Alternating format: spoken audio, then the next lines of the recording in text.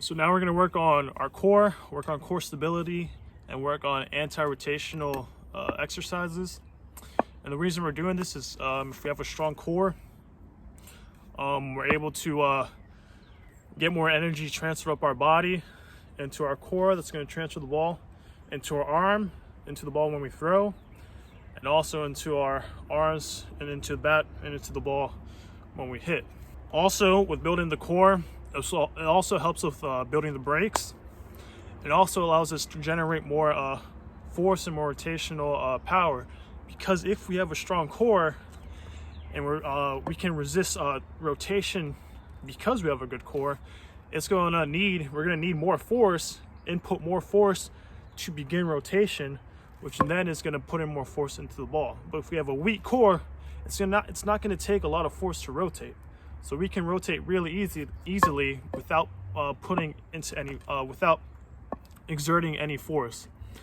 So those are the reasons why we're doing this, and it can be very beneficial for baseball players and really any athletes. It's going to help with you hitting, pitching, as well as running, and basically any athletic movement. So the first exercise we're going to do are called dead bugs. We're going to start on the floor, back completely flat. And we're going to start like we're playing dead. So legs up, arms up, and we're going to go down with opposite limbs. So my right arm goes down and my left leg goes down at the same time. Hold it for a little bit and bring it up. And alternate and bring it up. Try to keep our core tight and take your time with it. Don't rush it. Take your time. So the next exercises are planks. We're gonna do two different variations. The first variation, we're gonna do straight arm planks. So arms extended, making sure we can have a flat back.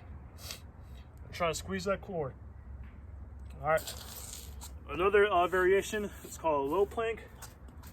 We're gonna have our elbows on the ground, back flat, parallel to the ground, and squeezing our core. So those are the planks. We can do 30 seconds. So another variation of the planks are side planks. We have two different ways to do this. You can go straight arm, go on our side. Again, squeezing our core. Make sure our hip doesn't drop. Make sure we're also keeping that hip straight and in line with the core. Make sure you go both sides, right side and left. Do it for 30 seconds. And the other variation is we're going on our elbow, going on our forearm. Same thing, squeezing our core, keeping our hip up, and holding that. Make sure don't cheat by resting your arm on anything. Keep it up on your side.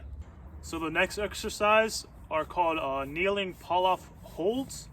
And all you need for this is a resistance band, which you can tie around a pole. And we're gonna start in a kneeling position. And this side, I'm gonna have my right leg up. Kind of stretch out as far as you can. We're simply just gonna hold this position for 30 seconds. As you feel the band pulling you and you're resisting that. If it's too easy, just go out a little bit more and hold for 30 seconds. Try to resist that tension that's pulling you, keeping your core tight. The last set of drills are bear claws. So with bear claws, we're gonna go on all fours, on our toes and on our hands. And the key with this, make sure we keep our flat back, all right? Flat back, and we're squeezing the core. So we're just gonna walk and take our time. All right, so you can do this straight on, going forward, or you can do this laterally too. So side by side, we're working on keeping that, working on keeping the core tight. So you can do this, go 10 to 20 yards with the bear crawls.